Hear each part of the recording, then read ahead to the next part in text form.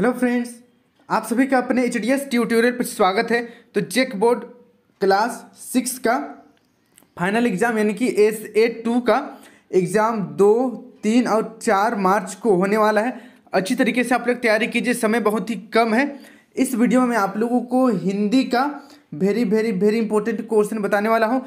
सभी क्वेश्चन काफ़ी ज़्यादा इंपॉर्टेंट है। अच्छी तरीके से सभी क्वेश्चन को आप लोग याद कर लीजिएगा ताकि आपका एग्जाम में अच्छा नंबर आ सके।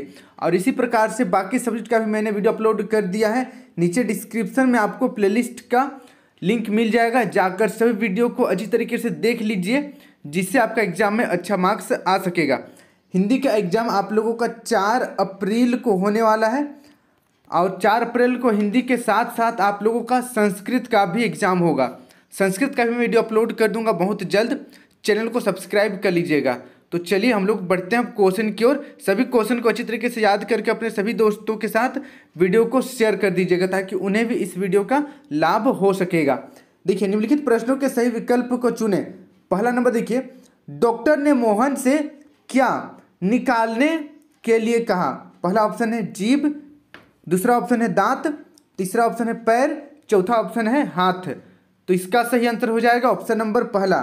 डॉक्टर ने मोहन को जीभ निकालने के लिए कहा। इसे आप लोग याद कर लीजिएगा, इंपॉर्टेंट क्वेश्चन है। देखिए सेकंड नंबर, डॉक्टर के अनुसार कितने खुराक दवाई पीने से मोहन की तबीयत ठीक हो जाएगी? पहला ऑप्शन है 2, दूसरा ऑप्शन है 3, तीसरा ऑप्शन है 1, चौथा ऑप्शन है 4। तो इसका सही आंसर हो जाएगा ऑप्शन नंबर तीसरा। 1 खुराक दवाई पीने से मोहन की तबीयत ठीक हो जाएगी, ऐसा डॉक्टर ने कहा। अब बढ़ते हैं नेक्स्ट, अगला तीसरा क्वेश्चन। तीसरा नंबर का क्वेश्चन है, वृक्ष की छाया में कौन करह रहा था? वृक्ष की छाया में कौन करह रहा था? पहला ऑप्शन है अंधा, दूसरा ऑप्शन है अपाहिज, तीसरा ऑप्शन है बलशाली, चौथा ऑप्शन इनमें से कोई नहीं। तो इसका सही आंसर हो जाएगा ऑप्शन नंबर दूसरा, अपाहिज। वृक्ष की छाया में अपाहिज कराह रहा था। अब बढ़ते हैं नेक्स्ट, अगला 4 नंबर देखिए, फूला न समाना मुहावरे का अर्थ निम्न में कौन सा है? पहला ऑप्शन है प्रसन्न होना, दूसरा ऑप्शन है आकर्षित होना, तीसरा ऑप्शन है मोहित होना, चौथा ऑप्शन इनमें से कोई नहीं। तो इसका सही आंसर हो जाएगा ऑप्शन नंबर पहला, प्रसन्न होना। प्रसन्न होना, इसका आप लोग याद कर लीजिएगा, इंपॉर्टेंट क्वेश्चन है। फिर देखिए नेक्स्ट, अगला 5 नंबर का क्वेश्चन है, बैल अच्छा खासा हो गया था, कमज़ोर हो गया था, तंदुरुस्त हो गया था, मोटा हो गया था, इनमें से कोई नहीं। तो इसका सही आंसर हो जाएगा ऑप्शन नंबर दूसरा, तंदुरुस्त। बैल अच्छा खासा तंदुरुस्त हो गया था। अब बढ़ते हैं नेक्स्ट, अगला 6 नंबर की ओर। खाते पीते किस प्रकार का शब्द है? खाते पीते किस प्रकार का शब्द है? पहला ऑप्शन है विलोम शब्द, दूसरा समानार्थक शब्द, तीसरा निरर्थक शब्द, चौथा इनमें से कोई नहीं। तो इसका सही आंसर हो जाएगा ऑप्शन नंबर दूसरा, समानार्थक शब्द। समानार्थक शब्द, इसको आप लोग याद कर लीजिएगा, इंपॉर्टेंट क्वेश्चन है। अब बढ़ते हैं नेक्स्ट, अगला 7 नंबर की ओर। बैल ने किस तरह शेर को मारने की बात कही? बैल ने किस तरह शेर को मारने की बात कही? पहला ऑप्शन है लातों से, दूसरा माथे से, तीसरा सींगों से, चौथा पूंछ से। तो इसका सही आंसर हो जाएगा ऑप्शन नंबर तीसरा, सींगों से। इसको भी आप लोग याद कर लीजिएगा, ये भी एक इंपॉर्टेंट क्वेश्चन है। अब बढ़ते हैं नेक्स्ट 8 नंबर की ओर। बैल ने शेर के नज़दीक आने के बारे में किसे बताया? बैल ने शेर के नज़दीक आने के बारे में किसे बताया? पहला ऑप्शन है पत्नी को, दूसरा पड़ोसी को, तीसरा मेहमान को, चौथा सियार को। तो इसका सही आंसर हो जाएगा ऑप्शन नंबर पहला, पत्नी को बताया। इसको आप लोग याद कर लीजिएगा, इंपॉर्टेंट क्वेश्चन है। अब बढ़ते हैं नेक्स्ट, अगला 9 नंबर की ओर। 9 नंबर का क्वेश्चन है, किस प्रकार के धागे आंत में भीतर ही भीतर घुल जाते हैं? पहला ऑप्शन है भेड़ के आंत से बनाए गए धागे, दूसरा ऑप्शन है कृत्रिम धागे, तीसरा रेशमी धागे, चौथा इनमें से कोई नहीं। तो इसका सही आंसर हो जाएगा ऑप्शन नंबर पहला, भेड़ के आंत से बनाए गए धागे आंतों के भीतर ही घुल जाते हैं। इसको आप लोग याद कर लीजिएगा, इंपॉर्टेंट क्वेश्चन है। फिर देखिए नेक्स्ट, अगला 10 नंबर, शल्य चिकित्सक किसे कहा जाता है? शल्य चिकित्सक किसे कहा जाता है? पहला ऑप्शन है जो चीर फाड़ द्वारा चिकित्सा करता है, दूसरा जो दवाई द्वारा चिकित्सा करता है, तीसरा जो योग द्वारा चिकित्सा करता है, और चौथा जो अन्य विधि से चिकित्सा करता है। तो इसका सही आंसर हो जाएगा ऑप्शन नंबर पहला, जो चीर फाड़ द्वारा चिकित्सा करता है वैसे चिकित्सक को शल्य चिकित्सक कहते हैं। इसको भी आप लोग याद कर लीजिएगा। अब देखिए नेक्स्ट 11 नंबर, डॉक्टर कलाम में किस तरह की भूख थी? डॉक्टर कलाम में किस तरह की भूख थी? पहला ऑप्शन है पक्षी की तरह उड़ान भरने की, दूसरा सैलानियों की तरह घूमने की, तीसरा स्वच्छंद विचरण करने की, चौथा शांत बैठे रहने की। तो इसका सही आंसर हो जाएगा ऑप्शन नंबर पहला, पक्षी की तरह उड़ान भरने की भूख थी। इसको आप लोग याद कर लीजिएगा, इंपॉर्टेंट क्वेश्चन है। फिर देखिए नेक्स्ट अगला 12 नंबर, डॉक्टर कलाम के शिक्षकों ने किसे छूने की प्यास जगाई? डॉक्टर कलाम के शिक्षकों ने किसे छूने की प्यास जगाई? पहला ऑप्शन है ऊंचे शिखरों को, दूसरा ऊंची अट्टालिकाओं को, तीसरा ऊंचे आदर्शों को, चौथा इनमें से कोई नहीं।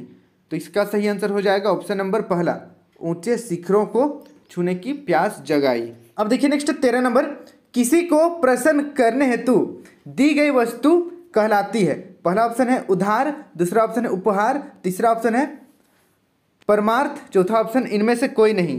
तो इसका सही आंसर हो जाएगा ऑप्शन नंबर दूसरा, उपहार। किसी को प्रसन्न करने हेतु दी गई वस्तु को उपहार कहते हैं। तो इसको आप लोग याद कर लीजिएगा, इंपॉर्टेंट क्वेश्चन है। अब बढ़ते हैं नेक्स्ट अगला 14 नंबर की ओर। 14 नंबर का क्वेश्चन है, रामू ने कालीन पर बैठकर सोते हुए क्या देखा? पहला ऑप्शन है एक खूबसूरत सपना, दूसरा खूबसूरत चिड़िया, तीसरा खूबसूरत नगर, और चौथा ऑप्शन इनमें से कोई नहीं। तो इसका सही आंसर हो जाएगा ऑप्शन नंबर पहला, एक खूबसूरत सपना। इसको आप लोग याद कर लीजिएगा, इंपॉर्टेंट क्वेश्चन है। अब बढ़ते हैं नेक्स्ट अगला 15 नंबर की ओर। किसकी तस्वीर अंकित ने दिखाई? किसकी तस्वीर अंकित ने दिखाई? पहला ऑप्शन है चाचा नेहरू की तस्वीर, दूसरा ऑप्शन है मालवीय की तस्वीर, तीसरा ऑप्शन है प्रधानमंत्री की तस्वीर, चौथा ऑप्शन इनमें से कोई नहीं। तो इसका सही आंसर हो जाएगा ऑप्शन नंबर पहला, चाचा नेहरू की तस्वीर अंकित ने दिखाई। तो इसको आप लोग याद कर लीजिएगा, इंपॉर्टेंट क्वेश्चन है। अब बढ़ते हैं नेक्स्ट, देखिए 16 नंबर, निर्मल शब्द का सही संधि विच्छेद क्या है? बताइए, निर्मल शब्द का संधि विच्छेद। पहला ऑप्शन है निर जोड़ मल, दूसरा ऑप्शन है निह जोड़ मल, तीसरा ऑप्शन है नी जोड़ मल, चौथा ऑप्शन इनमें से कोई नहीं। तो इसका सही आंसर हो जाएगा ऑप्शन नंबर दूसरा, निह जोड़ मल, निह जोड़ मल, निर्मल। अब बढ़ते हैं नेक्स्ट अगला 17 नंबर की ओर। 17 नंबर का क्वेश्चन है, गणेश शब्द का सही संधि विच्छेद है? गणेश शब्द का सही संधि विच्छेद है। पहला ऑप्शन है गण जोड़ स, दूसरा ऑप्शन है गण जोड़ इस, तीसरा ऑप्शन है ग जोड़ इस, चौथा ऑप्शन है गणे जोड़ स। तो इसका सही आंसर हो जाएगा ऑप्शन नंबर दूसरा, गण जोड़ इस, गण जोड़ इस, गणेश। इसको आप लोग याद कर लीजिएगा, इंपॉर्टेंट क्वेश्चन है। तो यहाँ पर मैंने आप लोगों को 17 वेरी इंपॉर्टेंट एमसीक्यू क्वेश्चन बता दिया है। सभी क्वेश्चन काफ़ी ज़्यादा इंपॉर्टेंट है, अच्छी तरीके से सभी क्वेश्चन को आप लोग याद कर लीजिएगा, और साथ में बुक भी पढ़िएगा। बुक पढ़ना बहुत जरूरी है, क्योंकि बुक से ही आप लोगों का क्वेश्चन आएगा। यहाँ पर जो मैं क्वेश्चन बता रहा हूँ आप लोगों को, यहाँ से कुछ कुछ रहेगा, सब कुछ यहीं से नहीं रहेगा। तो इसलिए आपको बुक भी पढ़ना जरूरी है, और अपने सभी दोस्तों के साथ वीडियो को शेयर भी कर दीजिएगा। तो चलिए अब हम लोग बढ़ते हैं कुछ सब्जेक्टिव क्वेश्चन की ओर। आप लोगों का एग्जाम में सब्जेक्टिव क्वेश्चन भी पूछा जाएगा। देखिए सभी को अच्छी तरीके से याद कर लीजिएगा। पहला क्वेश्चन है, घोड़े को पुनः पाकर बाबा भारती ने किस प्रकार अपनी प्रसन्नता व्यक्त की? तो इसका उत्तर देखिए, घोड़े को पुनः पाकर बाबा भारती अपने प्यारे घोड़े के गले से लिपट कर इस प्रकार रोने लगे मानो कोई पिता बहुत दिन के बिछड़े हुए पुत्र से मिल रहा हो। बार बार उसकी पीठ पर हाथ फेरते, बार बार मुंह पर थपकियां देते। तो इसको आप लोग याद कर लीजिएगा, इंपॉर्टेंट क्वेश्चन है, और अच्छी तरीके से स्पेलिंग सब भी याद कर लेना है। काफ़ी बच्चे स्पेलिंग मिस्टेक करते हैं। देखिए नेक्स्ट अगला 2 नंबर, कौशल नरेश ने अपना रथ पीछे क्यों कर लिया? कौशल नरेश ने अपना रथ पीछे क्यों कर लिया? तो इसका उत्तर देखिए, कौशल नरेश ने अपना रथ पीछे कर लिया क्योंकि उन्होंने काशी नरेश के सत्यवान, क्षमाशील और विनयशीलता जैसे गुणों को सुनकर उन गुणों को ग्रहण कर लिया। इसे भी आप लोग याद कर लीजिएगा।